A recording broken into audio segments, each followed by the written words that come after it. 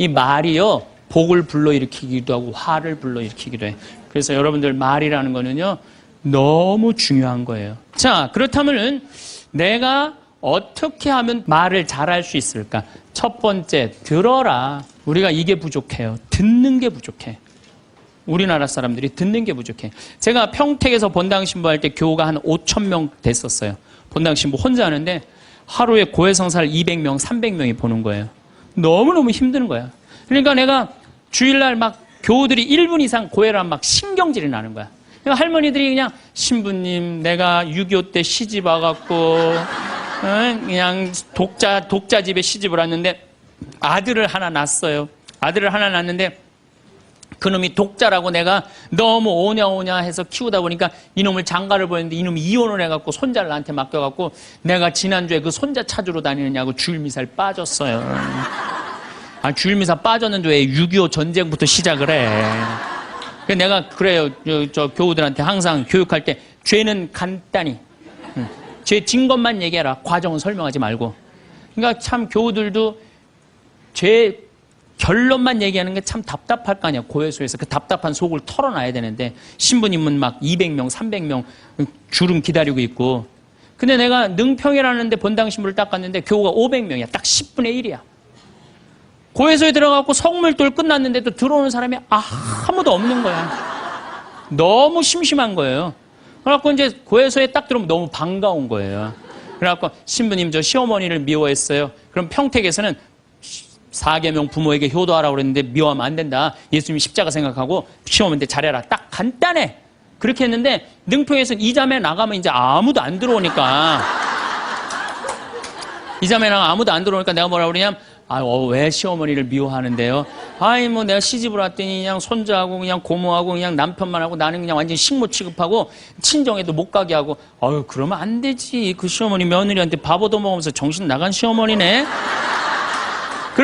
그러면은 그 자매가 신이 나는 거지. 신이 그것뿐만 아니라 내가 혼수살림 얼마나 구박을 많이 받았는지 몰라요. 그러면은 내가 이제 정말 늙으면 그거 정말 다 그래. 하여튼 자매님 참 그런 집에서 힘들게 산다. 그러면 막 눈물 콧물 흘려가면서 시어머니 욕을 바가지로 해요. 그러면서 자매가 신부님 이렇게 시어머니 욕해도 되느냐고 걱정하지 말라고. 여긴 비밀이 지켜지는 데니까 걱정하지 말라고. 한 20분 정도 막 시컷 시어머니 욕하면은요, 대부분의 며느리들이 뭐라 그러냐면, 신부님 꼭 시어머니가 있어서 불편한 것만은 아니에요. 시어머니가 애도 봐주고, 반찬도 이런 거 저런 거 해줄 때는 나 너무너무 좋아요. 그런 것도 있어요. 예. 신부님 이번 사순절을 맞이해서 내가 우리 성가정 만들려니까 내가 시어머니한테 내가 잘할게요. 뭐 잘하면 좋죠. 반찬도 맛있게 하고 한 번 더 웃으면서 얘기할게. 훌륭하십니다. 나는 한 게 아무것도 없어. 그러느냐고. 그러면 자기가 고해하고, 자기가 훈화하고, 자기가 보속하고, 자기 결심까지 다 하기가 나가. 말은요, 들어주기만 하면 돼요. 여러분들 친구들하고 무슨 상담할 때 지적질할 필요 하나 없어요. 나이 50, 60 넘어갖고, 너 그러니까 네가 그 꼴로 사는 거야. 그러면 자기 속 얘기하는 사람이 너 그러니까 그 꼴로 사는 거야. 그럴 때 맞아. 내가 그래서 내가 이 꼴로 사나 보다. 그럴 것 같아. 기분 나빠할 것 같아요. 당연히 기분 나빠하죠. 당연히. 우리 집에 많은 그 중고등학교 학교 다니기 싫어하는 애들을 데리고 와요. 요즘 내가 바빠서 거의 상담을 못 하는데 데리고 오면은 얘가 학교를 안 간다는 거예요. 중학교 2학년, 3학년 애가 학교를 관두겠다는 거예요. 그러면 내가 많은 경우 상담을 하면은 거의 90%는 그랬던 것 같아요. 너 학교 많이 다니기 싫으니? 네, 다니기 싫어. 그럼 관둬. 뭐 다니기 싫은데. 신부님한테 다니라고 설득하러 데리고 왔는데 신부님이 뭐라 그래? 나는 이제 그렇게 마음 먹고 애가 오는 거예요. 저 엄마가 날 저기까지 데려간 거는 나를 학교를 다시 다니게 설득을 시키려고 저 신부를 만나게 해주는구나. 근데 내가 관둬. 뭐하러 다녀? 내가 엄마한테 자세히 얘기해 줄 테니까 너 관둬. 근데 왜 다니기 싫은데 이유가 뭐야? 그럼 공부도 따라가기 힘들어. 그래, 맞아. 한번 따라지면 그거 못 따라가. 너 있잖아. 너는 머리로 살 놈이 아니라 내가 보기엔 몸으로 살 놈이다, 너. 너 우리 생태마을에 와갖고 농사나 져라. 그러면 이제 자기 친구 얘기, 부모한테 섭섭한 얘기 다 해요. 그럼 얼마나 힘들었겠니? 너 수업 시간에 조는 이유가 있지. 이해를 해야지 알아서 볼 거 아니야. 이해도 안 되는데 눈 뜨고 쳐다보고 있는 거 쉽지 않지. 신부님 그거 어떻게 알았냐. 다 내가 옛날에 해봐서 알아. 한 1시간 동안 얘 공감, 동감 해주고 고개만 끄덕여주면요. 얘네들이 거의 끝날 때 뭐라 그러는지 알아요? 신부님 막 그래도 아무리 생각해봐도 중학교는 졸업해야 될 것 같아요. 아니야. 중학교 졸업할 필요 없어. 나중에 네가 철 들으면 졸업해도 돼. 자퇴 그냥 하는 걸로 하자. 아니에요, 신부님. 중학교 졸업하는 게 나을 것 같아. 그래? 그러면 가서 한번 다녀봐.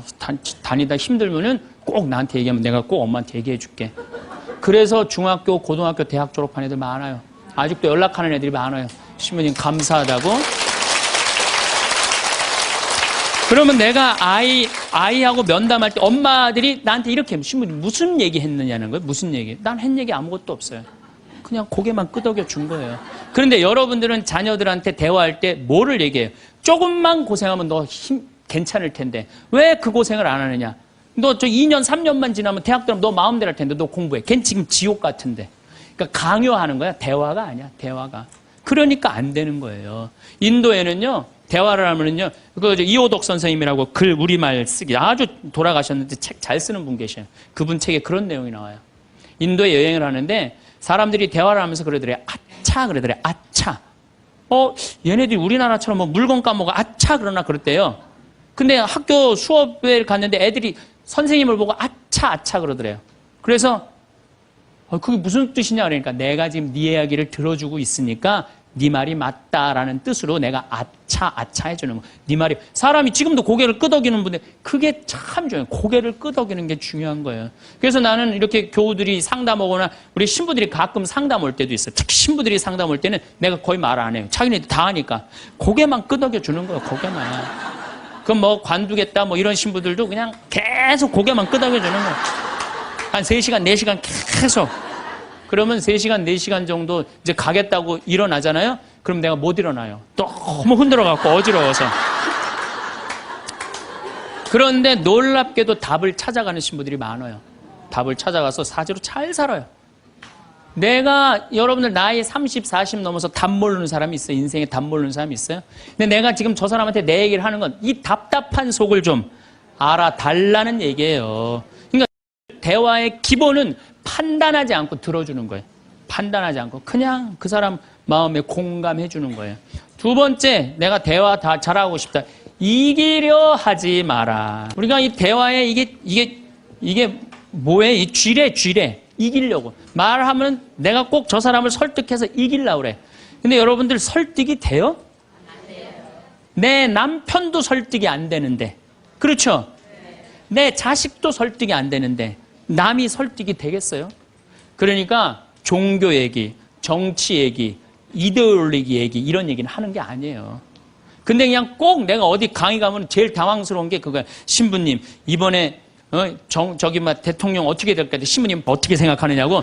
이건 미치는 거예요. 이 사람이 전라도 사람인지 경상도 사람인지 아니면 이 사람이 페미니스트인지 아니면 남성 우월주의인지 모르잖아요. 그러니까 그런 정치 얘기를 끊을 때 싸움이 일어나게 돼 있는 거예요. 그리고 그건 설득이 안 돼요. 사람은요, 안 변합니다. 웬만하면 안 변해요. 변하기가 쉽지가 않아요. 여기 계시면 여러분들 변할 것 같아요?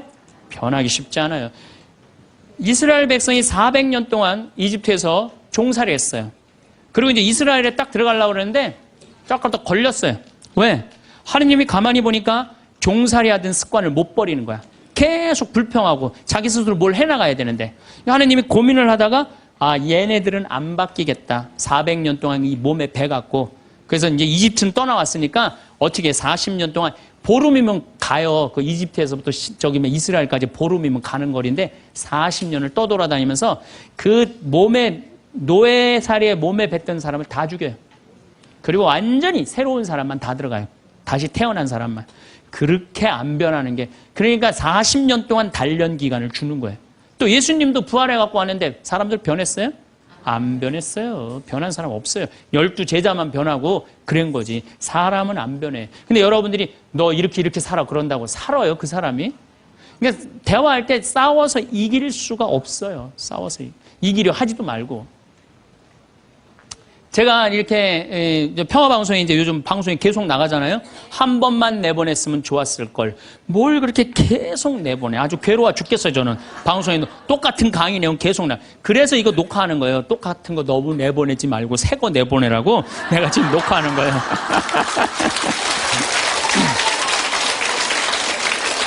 그런데 우리 PD님이 나한테 그러는 거예요. 신부님 시청률이 1위라는 거예요. 정말 기분이 좋더라고요. 그리고 이제 평화방송 다시 보기에도 보면은 댓글이 고맙다 막 쫙 올라와 있어요. 자긴 종교가 다른데도 내 걸 본대요. 그런 분들도 많아. 그런데 딱 한 사람이 천주교 성직자 맞음 이렇게 썼어요. 성직자 맞음 이렇게 썼어. 기분 굉장히 나쁘게. 왜? 내가 행복농 강의하면서 평화방송 다시 보기라면 1,000원을 내야 돼요. 1,000원을 받으면서 내가 행복농 강의하니까 너 가증스럽다 이거야. 너 성직자 맞냐 이거야. 천주교 신부 맞느냐 이거예요. 그러니까 네가 진짜 행복농 강의 제대로 하려면 받지 말아라 이거예요.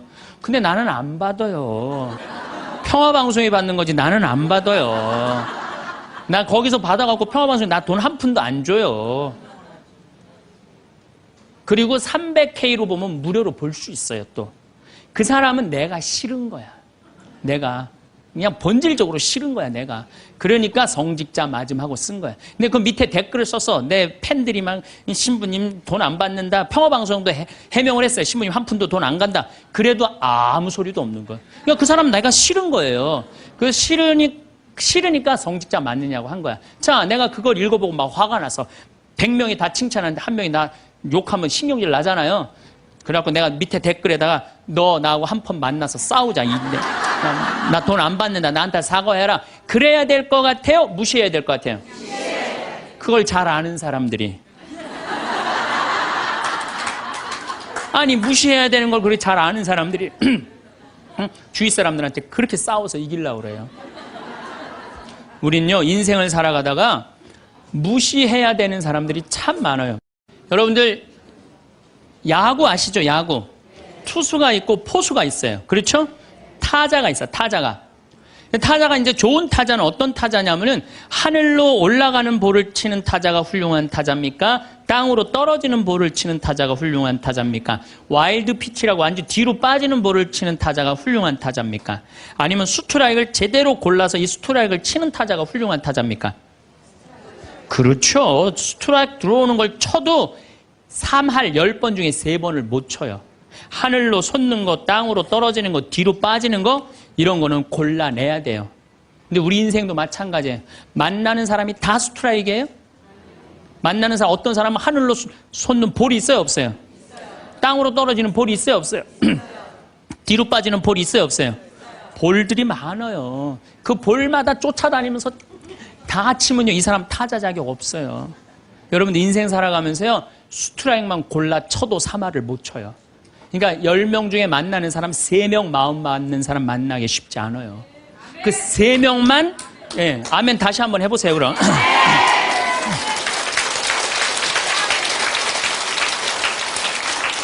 그 3명하고만 잘 사귀어도 여러분들 행복해요. 근데 그 7명 때문에 마음 뺏길 필요가 없다는 거예요. 그래서 여러분들 가만히 생각하면 성당에 보면 볼 많아요. 예쁜 옷 입고 갔더니 누굴 홀리려고 그냥 여시같이 입고 그 볼이야. 그 볼이에요. 상대할 필요 없어요. 걸러내면 돼요. 우리가 인생 살면서요. 제가 이렇게 강의를 하니까 모든 사람이 다 날 좋아할 거라는 생각은 절대 안 해요. 절대 안 합니다. 왜냐하면 내 강의를 듣는데 내 강의 싫어하는 사람들이 있어요. 그리고 그 사람들 자유예요. 얼마든지 싫어할 수 있어요. 내가 그 사람들 무시하는 것도 내 자유예요. 근데 그 사람들은 머리 드밀고 싸우고 이렇게 사느니 죽는 게 낫다. 뭐하러 그래? 나 사랑하는 사람이 훨씬 많은데. 그럼 내가 사랑하는 사람한테 마음을 뺏겨야 될 것 같아요? 염장 지르는 사람한테 마음 빼앗겨야 될 것 같아요? 어느 누구한테 마음 뺏겨야 돼?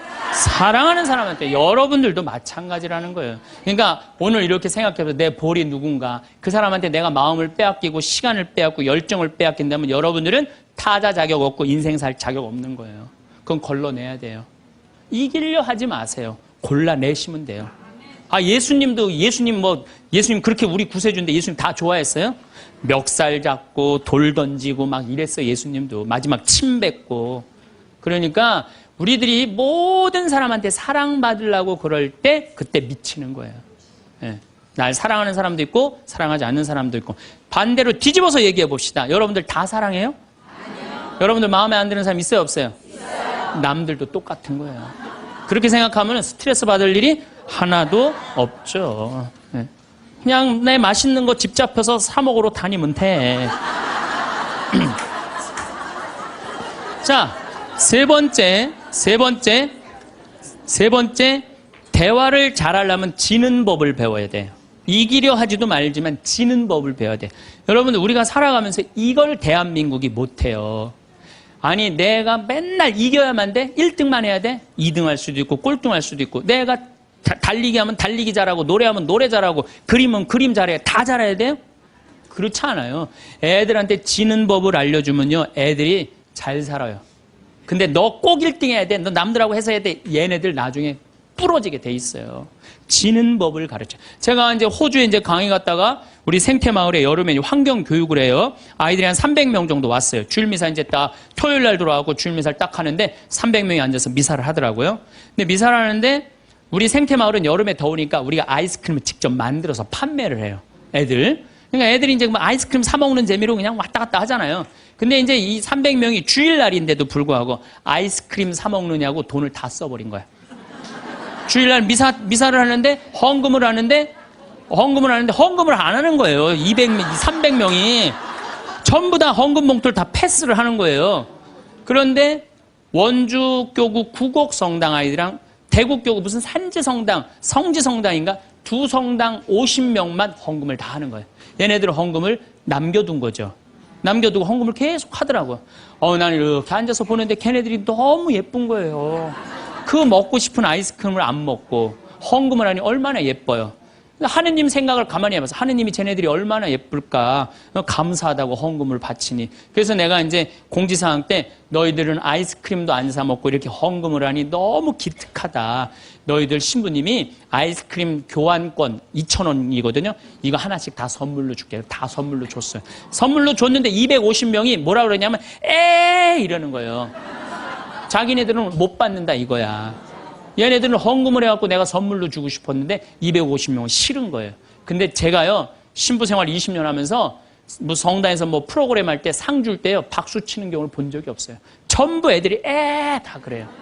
내가 1등 아니면 다 싫은 거예요. 그러니까 지는 법을 안 가르치는 거죠. 축하해 줄 일 아니에요? 쟤네들 헌금 내갖고 저렇게 좋은 선물을 받는구나. 박수 쳐줄 일 아니에요? 그래갖고 내가 열받아갖고 생명을 살리는 말씀, 내 CD죠. 15,000원짜리. 이번 확 뛰었어. 15,000원짜리. 이거 니네들 엄마한테 다 갖다 줘, 엄마 아빠한테. 뭐라고 갖다 주냐면 내가 헌금 냈더니 신부님이 선물 줘서 엄마 아빠한테 갖다 주라 그래요. 이 집은 뭐가 되는 집이야, 이 집들은. 그랬는데 못 받는 애들이 더 크게 그러더라고요. 그래서 내가 한마디 했어. 니네들은 하느님한테 바치는 거 아무것도 없이 그냥 받으려고 그래? 얘네들은 먹고 싶은 거 안 사 먹고 바친 거야. 남이 잘 되는 꼴을 못 봐요. 우리나라 지금 분위기가 그래요. 난 요즘 이 선거철 보면서 정말 가슴 아파. 머리 꼭대기부터 지는 법을 못 봐요. 자기가 떨어지면 무슨 욕을 해서라도 핥혀내야 돼. 받아들이질 못해. 그러니까 머리 꼭대기부터 밑에까지 지는 법을 안 가르치니까 우리 사회가 무슨 뭐 타협이 없어요. 죽기 아니면 까무러치기야. 한 발 양보하는 게 없어.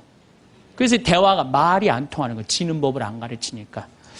네 번째, 한쪽 말만 듣고 판단하면 바보 되기 쉽다. 이게 특별히 우리 교회에서 그래요. 한쪽 말만 듣고 판단하는 경우 너무 많아요.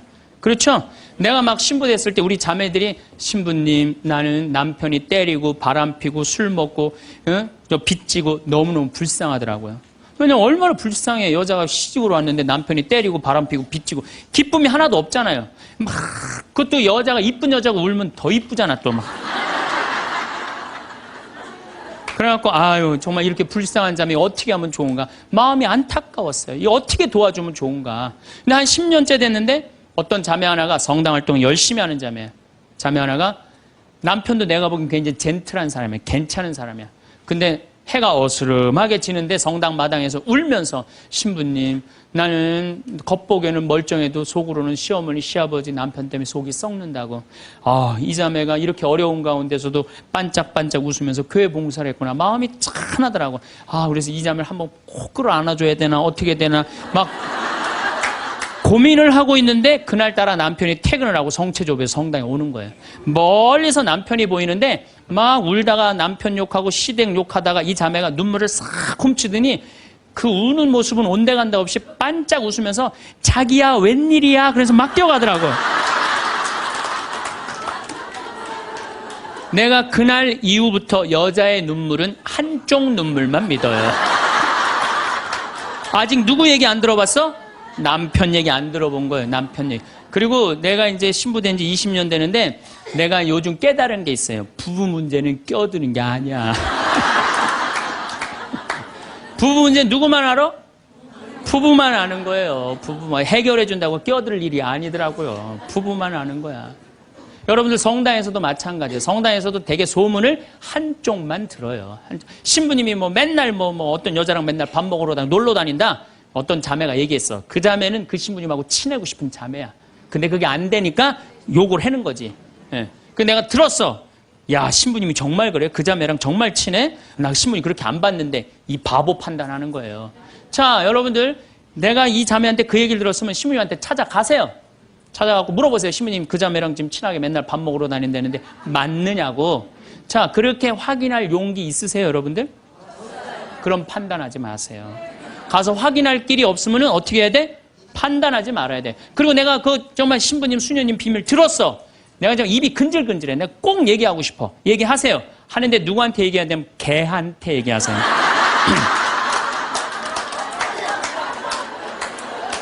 걔한테 얘기하세요. 걔는 말을 옮깁니까? 안 옮깁니까? 안 옮겨요. 사람은 옮겨요. 그래갖고 그 공동체를 깨트리는 경우도 많아요. 그 공동체를 깨트리는.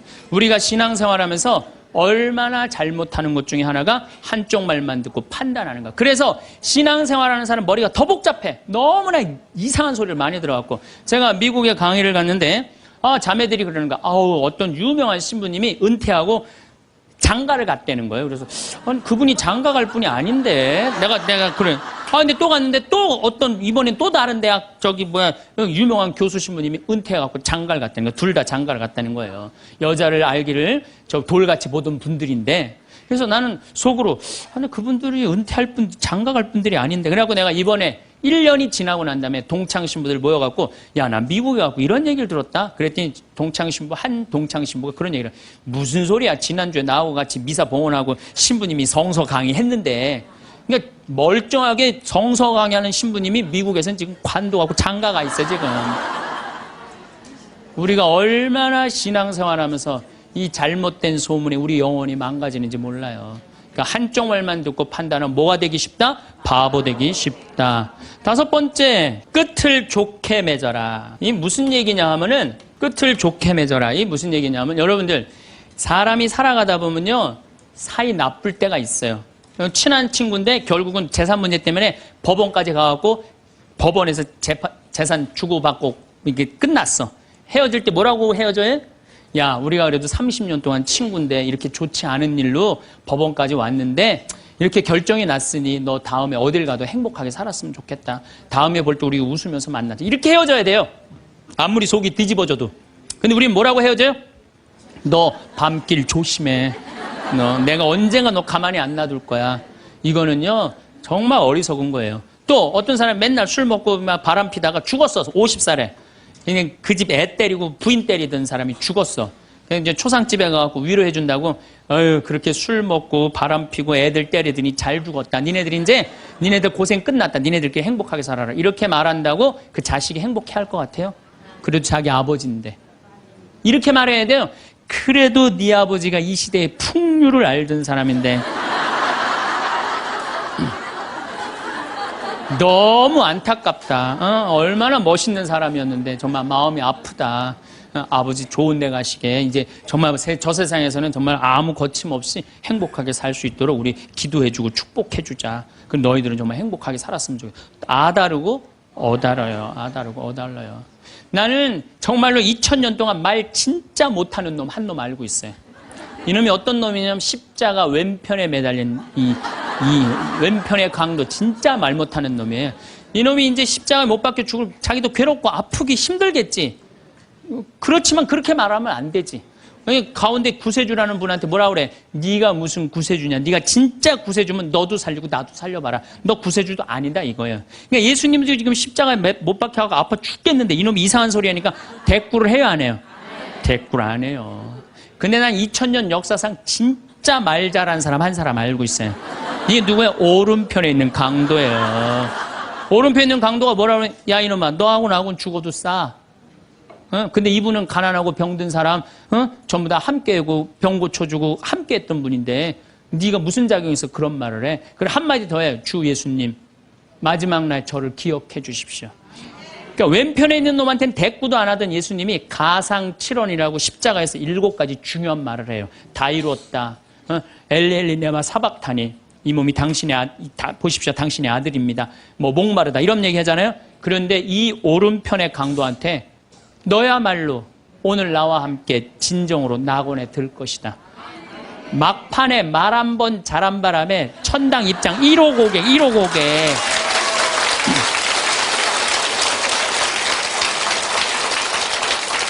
여러분들 우리가 사람이라는 것이요 이 말이요 복을 불러일으키기도 하고 화를 불러일으키기도 해. 구원까지 결정될 수 있는 게 말이에요. 그래서 나는 이 기가 막힌 말을 어떻게 쓰고 있느냐 제가 성서 한 구절 좀 읽어드리겠습니다. 자세히 알아보기 전에 꾸짖지 마라. 먼저 생각해보고 나서 질책하여라. 듣기 전에 대답하지 말고 남이 말하는 도중에 끼어들지 마라. 너와 상관없는 일로 다투지 말고 죄인들이 시비를 가릴 때 자리를 함께 하지 마라. 꼭 성당에서 신부님 욕하는데 모여갖고 그냥 같이 하는 사람들 위험한데 앉아 있는 거예요. 죄인들이 시비를 가리는데 자리를 같이 하지 말아요. 하지 마세요. 빠져나오세요.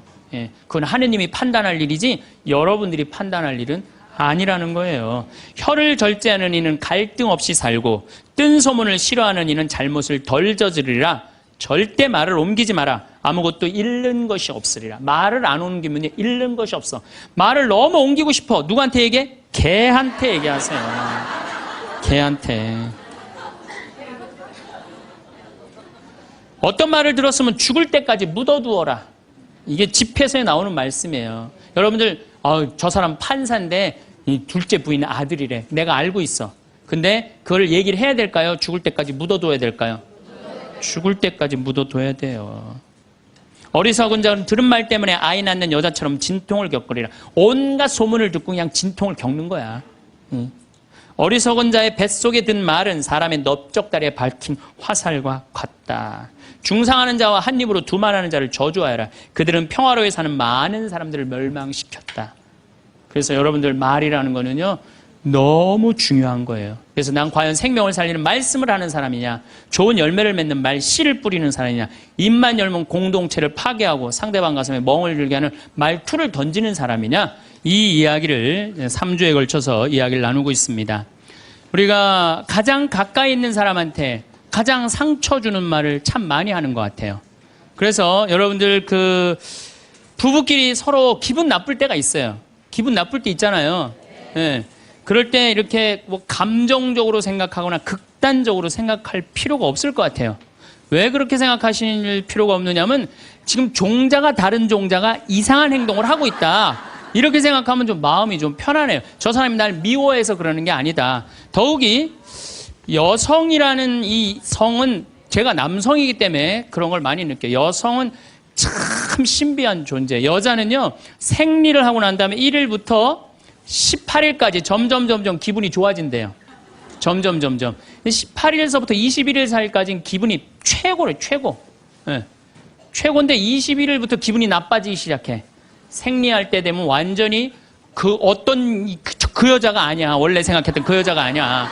완전히 새로운 완전히 짐승이 하나 나와갖고 이상한 행동을 하는 거예요. 그러니까 여자는 기분이 좋고 나쁘고 너무 분명해요. 좋을 때는 한없이 좋고 나쁠 때는 또 한없이 나쁜 경우가 있어요. PMT라고 이게 그 여자는 그 생리 전 긴장감이 있대요. 이 현상이 있어갖고 여자의 감정을 남자들이 내 말로는 난 도저히 이해가 안 돼. 이게 이 주기를 몰라서 그래요. 더욱이 여자가 한 18일에서 21일 사이는 기분이 얼마나 좋으냐면은 처녀 때도 이때 만약에 파티장에 가고 술을 먹는데 남자를 보면은요 모든 남자가 다 멋있게 보인대. 그래갖고 그냥 이때 그냥 술 먹고 호텔에 다음날 아침에 깨보면 어머머 내가 미쳤어. 내가 왜 그랬지? 이런 일이 이때 벌어지는 거예요. 그래서 보통 보면은 이렇게 부부들 보면 너무 예쁜 여자하고 이상하게 생긴 남자가 부부로 사는 경우가 있어요. 이 경우는 18일에서 21일 사이에 만난 경우에 이 경우는 전혀 어울리지 않는데도 같이 사는 경우가 있어요. 그걸 뭐 번개 맞은 사랑, 운명 같은 사랑 그런 거 아니에요. 그런데 이게 결혼할 때만 이런 현상이 일어나는 게 결혼하고도 계속 이주기가 반복되는 거예요. 그러니까 남자들도 이걸 이해를 못하니까 답답한 거. 저 여자가 왜 저러나. 느닷없이 왜 신경질을 부리지? 또 느닷없이 너무너무 잘하고. 이런 주기, 본인들도 아마 그런 주기에 대한 인식이 있으실 거예요. 인간이라는 게 그렇게 복잡한 것 같아. 근데 옛날에는 이렇게 복잡해도 몰라도 됐어요. 그냥 참고 살고 그냥 견디고 살고 성당에서 십자가 생각하고 참으라고 그러면은 그냥 참고 그리고 옛날에 제가 20년 전만 해도 뭐 신부님 남편이 때려요 뭐 남편이 바람 펴요 그러면 저도 그랬어요. 참고 살으라고. 왜? 참고 살 좀만 참으면 죽으니까 그냥 죽으니까 참고 살라고 그랬어요. 그 옛날엔 더 했죠. 그 옛날에는 뭐 100년 전, 200년 전에는 참고 살면 둘 중에 하나 아무나 빨리 죽으니까 그냥 근데 요즘은요. 한 40살 된 사람이 남편이 때려요, 바람 펴요, 빚만 만들어놔요 이러면요. 참고 살라고 얘기하기가 참 두려워요. 왜냐하면 참고 100년을 더 살아야 되는데 그거는 또 다른 형벌이거든요. 그러니까 여러분들도 이제는 남자라는 이 동물을, 짐승을, 종자를 이해를 하셔야 돼요. 남편을 이해하라는 게 아니에요. 남자가 생겨먹은 게 어떻고 또 여기 있는 우리 형제님들은 여자가 생겨먹은 게 그러면 훨씬 좀 덜 싸울 거예요. 덜 크크크 치치치 카카카 된다니까. 그런데 이제 부부끼리도 서로에 대한 이해가 필요하지만은 여러분들 자녀에 대한 이해가 필요합니다. 자녀를 이해하셔야 돼요. 그리고 자녀하고 대화를 해야 돼요. 자녀하고 대화를 해야 되는데 우리나라 엄마들은 참 편안하게 교육해요. 딱 한마디만 하면 되니까 공부해. 이건 절대 교육이 아니에요. 절대 교육이 아니에요. 우리 집에 이 형제가 4형제. 근데 우리 둘째 형이 머리가 나빠요. IQ가 99에. 난 126인데. 근데 우리 둘째 형이 중학교 1학년 때 어느 날 갑자기 공부를 잘하는 거예요. 반에서 1, 2등을 하는 거예요. 그리고 좋은 고등학교 가고 좋은 대학 나와서 뭐 대기업 하고 요즘 아주 그냥 번듯한 회사의 사장이에요. 그래서 내가 3년 전에 형한테 물어봤어요. 형은 IQ가 자기 항상 그러니까 난 99밖에 안 된다고. 형은 IQ가 99밖에 안 되는데 왜 이렇게 공부를 잘하고 사회에서 이렇게 정말로 남들 부러워하는 자리까지 올라갔느냐고. 왜 IQ가 99밖에 안 되는데 왜 갑자기 공부를 잘하느냐고 내가 물어봤어요. 근데 형이 이런 말씀을 저한테 하더라고. 형이 신부님 내가 중학교 1학년 때 아버지가 간 수술했어요. 큰 간 수술을 했어요. 난 초등학교 4학년 때 기억나요. 아버지 병원에 가면 천도복숭아 따먹었던 거 기억나요. 그리고 아버지가 퇴원을 하고 다음날 허리를 구부리고 출근을 하시더래요. 근데 우리 형이 보니까 어머니가 그랬대요. 여보 며칠 쉬었다가 나가라고. 그렇게 허리를 구부리고 어떻게 출근을 하느냐고. 근데 아버지가 그러더래요. 나는 내 자식 먹여 살리고 공부시키려면 오늘부터 나가야 된다고. 그래 일주일 동안 이 99짜리 IQ가 지켜본 거예요. 일주일 동안 지켜보면서 자기가 그런 생각을 했대요. 내가 저 아버지를 위해서 해야 되는 건 공부다. 그래갖고 이 99 IQ가 코피가 터져가면서 공부를 한 거예요. 근데 그 아들은 내가 봐도 그때부터 효자인데 지금까지도 효자예요. 왜? 부모의 삶에 동참했기 때문에. 여러분들은 자녀를 여러분들의 삶에 얼마나 동참시키세요? 그러니까 우리 이 둘째 아들은 정말 그때부터 지금 나이가 50이 넘었는데 아직까지도 효자예요. 그래서 내가 이렇게 나보다 신부가 됐으면 더 잘 살았을 거예요, 둘째 형이. 근데 큰 형은 이제 우리 어머니 아버지가 이제 휴가를 이제 우리 생태마을, 요즘은 이제 거의 못 오시는데 휴가를 오면 이제 누나, 큰아들, 둘째 아들이 돌아가면서 모시고 와요. 근데 이제 뭐 큰아들도 자기도 뭐 조그만 공장을 하는데 막 이제 바쁘니까 바쁜 와중에 어머니, 아버지 모시고 오는 거 아니에요. 오다가 어머니가 아이고 얘야 묵주를 까먹었다 그러면 신경질을 부린대요. 바빠 죽겠는데 어떻게 하라고 그러냐고 지금 일주일만 손가락으로 하고 오라고 그냥. 그런데요. 근데 둘째 아들은 어머니가 딱 이제 아들 둘째 아들이 태우고 평창에 오다 얘야 묵주를 까먹었다. 그러면 둘째 아들은 그런데 우리 어머니가 저한테 해준 얘기예요. 어머니 걱정하지 마세요. 톨게이트 앞에서도 그런데 어머니 걱정하지 마세요. 차 돌리면 되죠 뭐.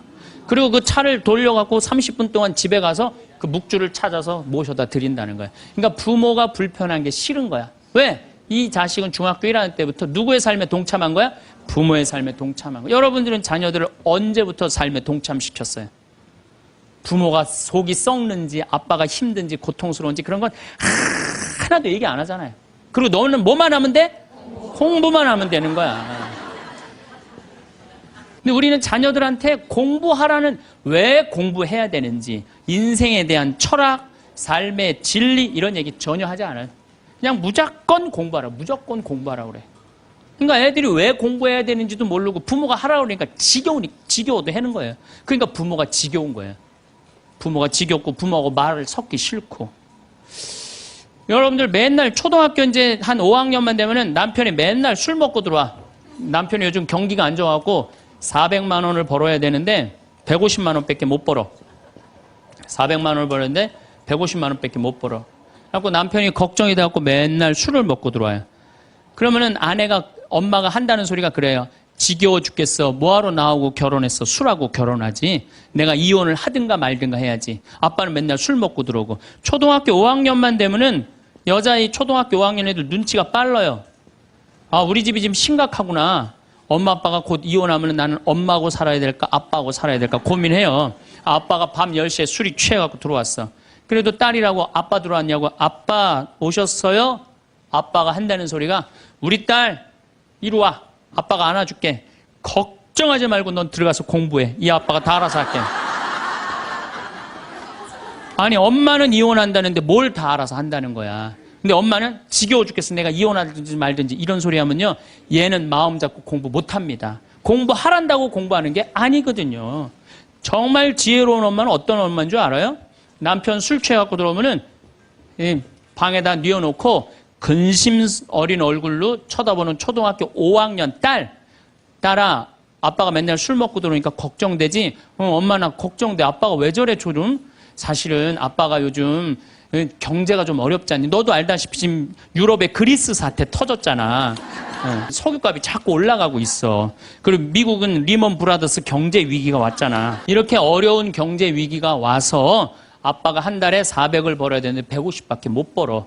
근데 너도 알다시피 우리 핸드폰 네 식구 쓰면은 20만 원이야. 그 다음에 전기세 10만 원이야. 그 다음에 아빠 차 운행하고 우리 버스 타고 전철 타고 다니는 거 30만 원이야. 우리가 라면만 먹고 살아도 60만 원이야. 네 학원비, 동생 학원비 50만 원 들어가. 그러고 난 다음에 우리 아파트 부금 100만 원 들어가. 한 달에 최소한 250은 있어야 되는데 150밖에 6개월 동안 아빠가 지금 이렇게 우리 집이 마이너스야. 그래서 아빠가 저렇게 근심 걱정이 돼서 저렇게 술을 먹고 들어오니 네가 좀 이해를 해줬으면 좋겠다. 이렇게 말하면요. 얘는 방에 들어가서 고민해요. 우리 집을 위해서 내가 도대체 뭘 해야 될까 고민해요. 그런데 우리는 자녀들한테 이런 얘기 일체하지 않아요. 일체하지 않고 너는 들어가서 뭐 하라고 그래? 공부하라고 그래. 그러니까 애들이 공부를 왜 해야 되는지 모르잖아요. 유대인들은요.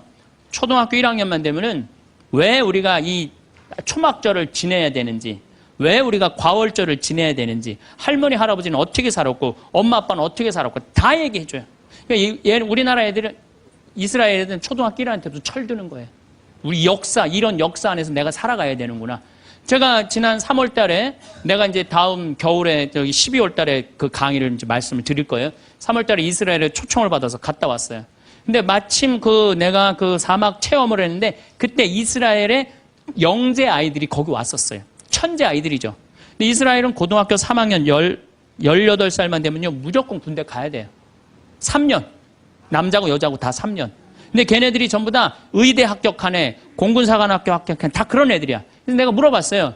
니네들은 18살만 되면은 군대를 간다는데 너희들 정말 군대 가고 싶느냐? 내가 물어봤는데 걔네 눈빛이 반짝반짝 그러면서 나는 이 나라를 위해서 가겠다는 거예요. 그리고 그냥 가는 것도 아니고 반드시 가고 그냥 기쁘게 가겠다는 거예요. 얘네들은 역사의식, 가정의식 다 있는 거야. 그러니까 우리나라 애들은 20년 동안 역사 얘기도 안 듣고 사람 살아가는 도리 얘기도 안 듣고 무조건 뭐만 하라고 그래? 공부만 하라고. 작년 3월 13일 날 고등학교 3학년 남자아이가 얘가 전국 4천등 하는 아이였대요. 모의고사에. 전국. 근데 엄마는 전국 1등 하라고 그래요. 전국 1등.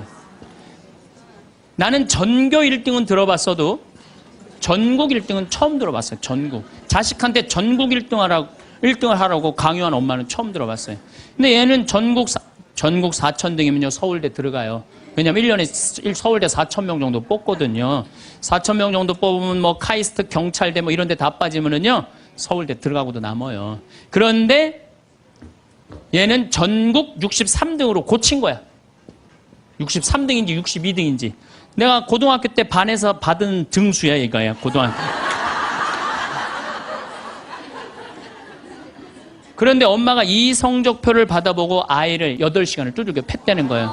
엄마가 전국 1등 하라고 그랬더니 왜 전국 62등 하느냐. 근데 3월 14일이 무슨 날이냐면 학부용 진학 상담하는 날이야. 얘는 전국 62등도 8시간 두들겨 맞았는데 이거 전국 4,000등 걸리면은 나는 죽는다. 그래갖고 얘 지금 감옥에 가 있어요. 1차 재판 끝났어요. 3년형인가 지금 나왔어요. 나는 얘는 엄마를 죽였다고 생각하지 않아요. 시험 감독관을 죽인 거예요. 시험 감독관을. 제가 얼마 전에 내 친구의 친구가 세상을 떠났어요. 근데 그 세상 떠난 사람 여자야. 근데 고등학교 2학년 딸이 있고 대학교 1학년 아들이 하나 있는 거야. 그런데 이 엄마가 딸을 깨워야지 딸은 일어나서 학교를 가는 거예요. 근데 10시가 됐는데 엄마가 안 깨운 거야. 엄마가 왜 나를 안 깨웠지? 10시가 됐는데 부엌에 가보니까 심장마비로 죽은 거예요. 심장마비로 죽었는데 아들이 이제 올라왔죠. 지방대학 다니면서. 아들이 올라왔는데 아들이 장례 때 하나 울질 않더래요. 우리 친구가 가서 보니까. 그리고 그냥 슬퍼하질 않더래요. 그런데 장례하는 날 아빠한테 그러더래요. 아빠, 나 내일 MT가 있는데 나 그거 꼭 가고 싶은데 나 어떻게 하면 좋으냐고. 나 내일 MT 가게 해달라고 그러더래요. 철이 안 들은 거죠. 그런데 여러분들, 얘가 철이 왜 없을까요? 누가 이렇게 철없이 키웠을까요? 부모가 철없이 키운 거예요. 뭐 하라고 그런 거야? 공부하라고 그러는 말 외에는 한 얘기가 없는 거예요. 공부하라는 얘기. 어제 내가 평창에서 강의를 했는데 할머니 한 분이 평생 한 번도 그런 얘기 안 했대, 자식한테. 먹여주고 재워주는 거 외에는 한 게 없다는 거예요. 여러분들, 개는요, 10마디 알아듣는데요. 기다려, 앉아, 손, 엎드려, 이 정도 알아듣는데요. 그리고 원숭이는 한 30마디 알아듣는데, 자기네들끼리도. 사람은 적어도 하루 한 집에서 살면서 10,000마디는 해야 된대요. 근데 우리가 자녀들한테 무슨 얘기해? 일어나, 밥 먹어, 학교 가, 숙제, 공부해, 시험은 10마디 정도밖에 안 한 거야, 20년 동안.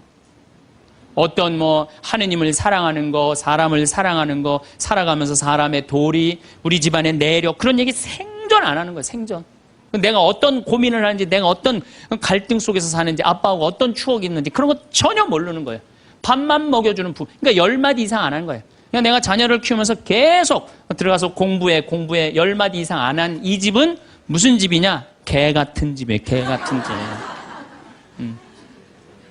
사람 집이 아니에요. 사람 집이 아니에요. 다정한 대화를 할 수가 없는 거야.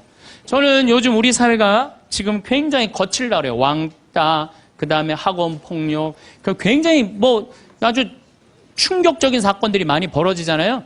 내가 보기에는 이거는 다 집안에서 교육이 말이 안 통해서 그래. 부모가 진리를 애들한테 알려줘야 될 거 아니야. 진리를. 그리고 하느님의 사랑도 알려줘야 되고. 근데 그런 얘기 생전 안 하는 거예요. 저는 요즘 무슨 대책 막 낼 때 정말로 한심해요. 그런 대책으로는 해결이 안 돼요. 저는 중학교 때 성당을 이틀 갔어요. 토요일 날, 일요일 날. 이틀 간 게 아니라 6일이면 6일 다 갔죠. 7일이면 7일 다 갔어요, 성당. 매일 가서 성당 살았어요. 그 성당 가면은 매일 교리 배우고, 거룩한 거 배우고, 진리 배우고, 사람 사랑하는 거 배우고, 사람 배려하는 거 배우고. 그랬잖아요. 학원이 무슨 학원이야. 토요일 날이는 맨날 친구들하고 이 순교자 성월에는 유대철, 내가 그때 주인공 됐었어. 유대철 연극하고, 성탄 때는 또 성가 연습하고, 문학적으로 심성적으로 신앙생활을 했을 때는 아이들이 거룩하고, 그중에 또 신학교 간 학사님 있으면 그 학생이 너무너무 부러우면 나도 한번 신부로 살아볼까? 또 수녀원 간 사람 있으면 또 이 여자아이들도 나도 저렇게 아름다운 수도자로 살아볼까? 그런 문화가 있었다고요. 근데 우리 천주교만 그런 게 아니라 자라보면 교회 다니는 애들, 절에 다니는 애들 다 그렇게 자랐어요. 그러니까 심성이 예쁘게 자라는 거죠. 근데 요즘 애들은 뭐만 해요? 공부만 해요. 그러니까 심성이 예쁘게 자랄 수가 없는 거예요. 아무리 대책을 발표해봐요. 소용이 없는 거예요. 그래서 나는 진짜 똑똑한 정치인이라면은 토요일 날, 일요일 날 신앙생활 하게 해야 돼요. 똑똑한 정치인들이라면. 그 문화생활 하게 해야 돼, 애들이. 절대 공부를 하면 안 돼요. 토요일 날, 일요일 날은. 그렇게 잘하면은 우리 사회가 굉장히 건강해지고 거룩해지고 진리가 충만한 나라가 될 거예요. 공부한다고 되는 일이 아니에요. 공부한다고.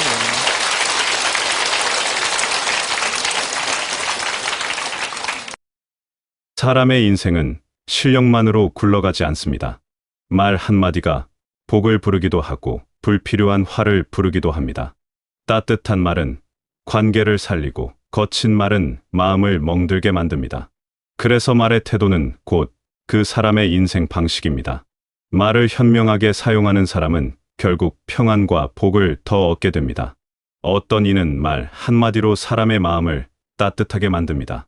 그런 사람 곁에 있으면 마음이 편안해지고 자연스럽게 미소가 지어집니다.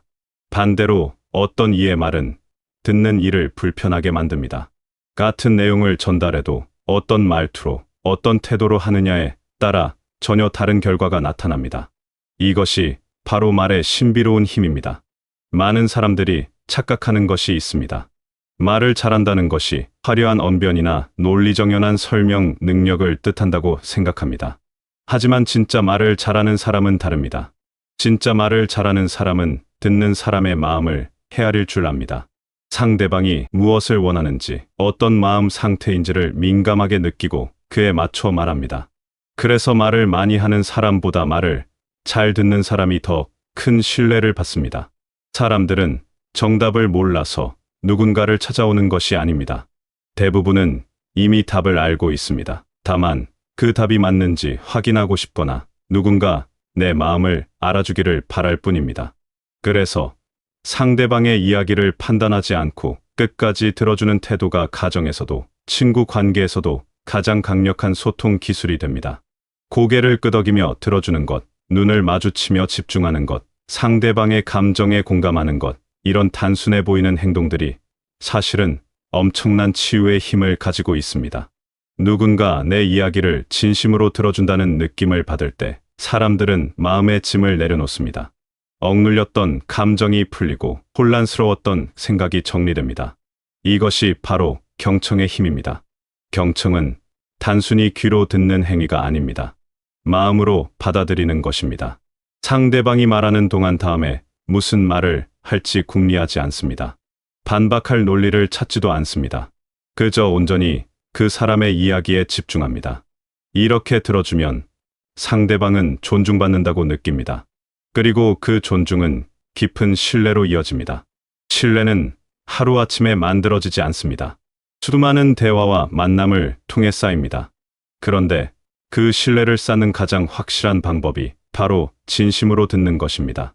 들어주는 사람에게 복이 찾아오는 이유가 여기에 있습니다. 사람들은 자신의 말을 들어주는 사람을 기억하고 그 사람을 소중히 여기고 어려울 때 가장 먼저 떠올립니다. 그런데 듣는 것만큼 중요한 것이 또 있습니다. 바로 이기려 하지 않는 태도입니다. 사람들은 자주 대화를 논쟁으로 만듭니다. 내 의견이 옳다는 것을 증명하려 하고 상대방의 생각이 틀렸음을 지적하려 합니다. 그러나 이런 태도는 관계를 망칩니다. 사람은 쉽게 변하지 않습니다. 특히 누군가 강하게 설득하려 들수록 더 고집스럽게 자기 생각을 고수합니다. 이것은 인간의 본성입니다. 누구도 틀렸다는 말을 듣고 싶어 하지 않습니다. 누구도 지적받는 것을 좋아하지 않습니다. 그래서 논쟁으로 설득하려 들면 마음만 멀어집니다. 이기려는 태도는 결국 관계에서의 패배를 가져옵니다. 논쟁에서 이겼을지 모르지만 상대방의 마음을 잃습니다. 내가 옳다는 것을 증명했을지 모르지만 그 사람과의 관계는 금이 갑니다. 과연 무엇을 얻은 것일까요? 논리적 승리 뒤에 남는 것은 씁쓸함 뿐입니다. 반대로 지고 양보할 줄 아는 사람은 평화를 얻습니다. 꼭 내 의견을 관철시키지 않아도 됩니다. 상대방이 다른 생각을 가질 수 있음을 인정합니다. 때로는 내가 틀릴 수도 있다는 겸손함을 가집니다. 이런 태도가 관계를 부드럽게 만듭니다. 이기려 하지 않는 태도는 가정을 넘어 모든 관계에 적용됩니다. 친구와의 대화에서, 이웃과의 만남에서, 낯선 사람과의 짧은 접촉에서도 마찬가지입니다. 항상 내가 옳다고 주장하는 사람은 외롭습니다. 사람들이 그런 사람을 피하기 때문입니다. 반면 다른 의견을 존중하고 받아들이는 사람 주변에는 사람이 모입니다. 더 나아가 남의 성공을 보는 태도도 중요합니다. 누군가 좋은 일이 생겼을 때 질투하는 마음이 드는 것은 자연스러운 감정입니다. 하지만 그 감정을 말로 표현하는 순간 문제가 생깁니다. 비꼬는 말, 폄하하는 말, 의심하는 말이 나오면 관계는 상처받습니다.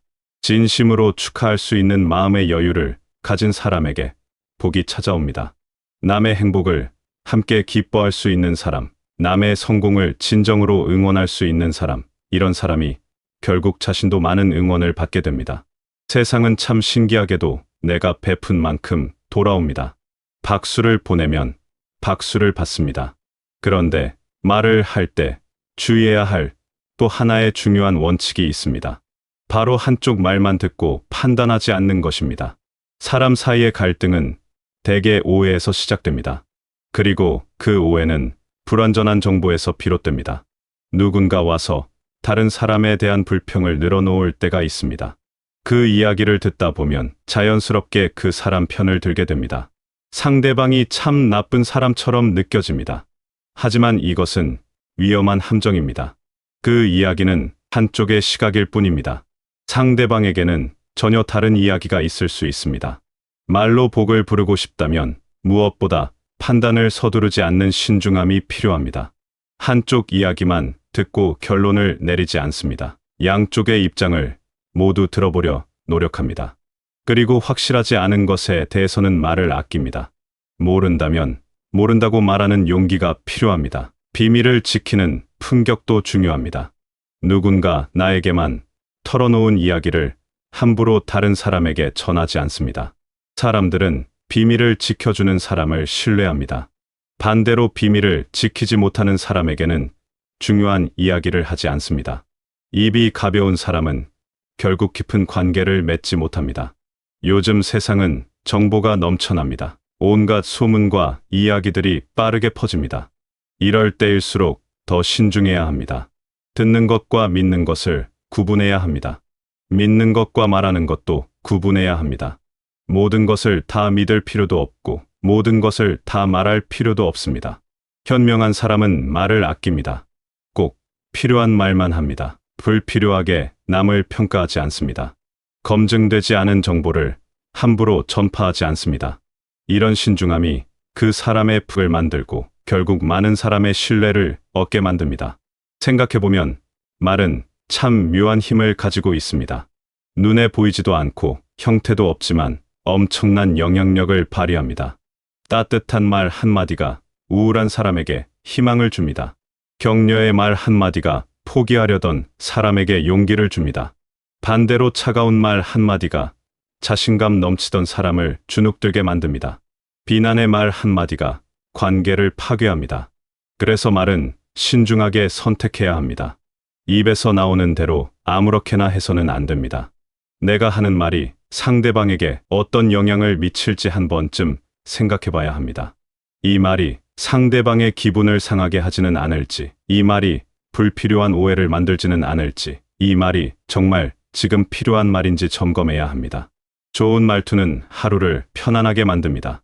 아침에 가족에게 건네는 따뜻한 인사, 이웃과 나누는 밝은 목소리의 안부, 마트에서 만난 사람에게 보내는 미소 어린 말 한마디, 이런 것들이 모여서 하루를 만듭니다.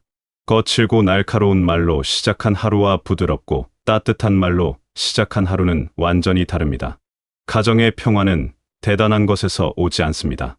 매일매일의 작은 말투에서 옵니다. 고맙다는 말, 이해하다는 말, 사랑한다는 말을 자주 하는 것, 화가 나도 목소리를 높이지 않는 것, 상대방의 실수를 너그럽게 넘어가는 것, 이런 작은 실천들이 쌓여서 행복한 가정을 만듭니다.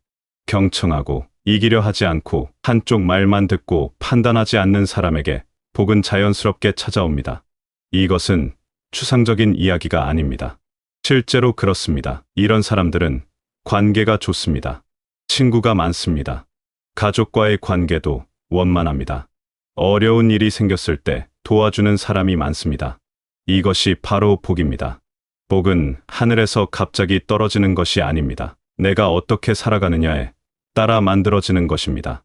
특히 말은 복을 부르는 가장 직접적인 통로입니다. 좋은 말을 하는 사람에게 좋은 일이 생깁니다. 다른 사람을 배려하는 말을 하는 사람이 배려받습니다. 세상은 결국 공평합니다. 말이 곧 인격입니다. 어떤 사람인지 알고 싶으면 그 사람이 어떻게 말하는지 보면 됩니다. 말투에서 그 사람의 교양이 드러나고, 말의 내용에서 그 사람의 생각이 드러나고, 말하는 태도에서 그 사람의 인품이 드러납니다. 아무리 겉으로 꾸며도 말은 속일 수 없습니다. 말이 곧 인생이기도 합니다. 내가 어떤 말을 선택하느냐에 따라 내 인생의 방향이 달라집니다. 긍정적인 말을 하는 사람은 긍정적인 인생을 살게 되고, 부정적인 말을 하는 사람은 부정적인 인생을 살게 됩니다. 말은 단순히 생각을 표현하는 도구가 아니라 현실을 만드는 힘입니다. 그래서 오늘도 복을 부르는 말과 태도를 선택해야 합니다. 아침에 눈을 뜨면서부터 의식적으로 좋은 말을 하려고 노력해야 합니다.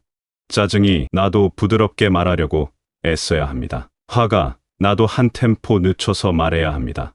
처음에는 어색하고 어려울 수 있습니다. 하지만 계속 연습하면 자연스러워집니다. 좋은 말 습관은 근육처럼 단련됩니다. 처음에는 의식적으로 노력해야 하지만 반복하다 보면 무의식 중에 나옵니다. 그러면 그것이 진짜 내 것이 됩니다. 좋은 말투가 몸에 배면 인생이 달라집니다. 관계가 좋아지고 분위기가 밝아지고 마음이 평안해집니다. 말은 공짜입니다. 돈이 들지 않습니다. 특별한 재능이 필요하지도 않습니다. 누구나 선택할 수 있습니다. 다만 의지가 필요할 뿐입니다. 좋은 말을 하겠다는 결심, 상대방을 배려하겠다는 마음, 내 감정을 조절하겠다는 노력, 이것만 있으면 됩니다. 그리고 듣는 연습을 하시기 바랍니다. 말하기보다 듣기가 더 어렵습니다. 참고 들어주는 것, 판단하지 않고 들어주는 것, 끝까지 집중해서 들어주는 것이 쉽지 않습니다. 하지만 이것이 관계를 살리는 핵심입니다. 가족의 이야기를, 친구의 이야기를 진심으로 들어주시기 바랍니다. 이기려 하지 마시기 바랍니다. 대화가 논쟁이 되지 않도록 조심하시기 바랍니다. 내 의견을 관철시키는 것보다 관계를 지키는 것이 더 중요합니다. 때로는 양보하고, 때로는 인정하고, 때로는 침묵하는 지혜가 필요합니다. 이기는 것보다 함께 좋은 것이 진짜 승리입니다. 한쪽 말만 듣고 판단하지 마시기 바랍니다. 성급한 판단은 오해를 만들고, 오해는 관계를 망칩니다. 신중하게 생각하고 양쪽을 들어보고 확인한 후에 말하시기 바랍니다. 그리고 확실하지 않은 것은 말하지 않는 용기를 가지시기 바랍니다. 말은 한번 나가면 주워 담을 수 없습니다. 그래서 말하기 전에 생각해야 합니다. 이 말이 정말 필요한지, 이 말이 상대방에게 어떤 영향을 미칠지, 이 말을 하고 나서 후회하지 않을지 점검해야 합니다. 말을 아끼는 것이 말을 잘하는 것입니다. 마지막으로 기억하시기 바랍니다. 말이 복을 부릅니다. 좋은 말을 하면 좋은 일이 생깁니다. 따뜻한 말을 하면 따뜻한 사람들이 모입니다. 배려하는 말을 하면 배려받는 삶을 살게 됩니다. 이것은 미신이 아니라 삶의 원리입니다. 여러분의 말이 여러분의 인생을 만듭니다. 오늘 하루도 복을 부르는 말로 시작하시기 바랍니다. 가족에게, 이웃에게, 만나는 모든 사람에게 좋은 말을 건네시기 바랍니다. 듣는 사람도 행복하고 말하는 여러분도 행복한 그런 따뜻한 대화들로 하루를 채우시기 바랍니다. 그렇게 하루하루 쌓인 좋은 말들이 결국 여러분의 삶을 풍요롭게 만들고, 여러분 주변을 따뜻하게 만들고, 여러분의 가정을 평화롭게 만들 것입니다. 말 한마디에 천냥 빚을 갚는다는 옛말처럼 여러분의 좋은 말 한마디가 누군가에게는 큰 위로가 되고 큰 힘이 될 수 있습니다. 그리고 그 좋은 말들은 결국 복이 되어 여러분에게 돌아올 것입니다. 오늘도 말로 복을 부르시고, 말로 평안을 만드시고, 말로 행복을 가꾸시는 하루가 되시길 바라겠습니다.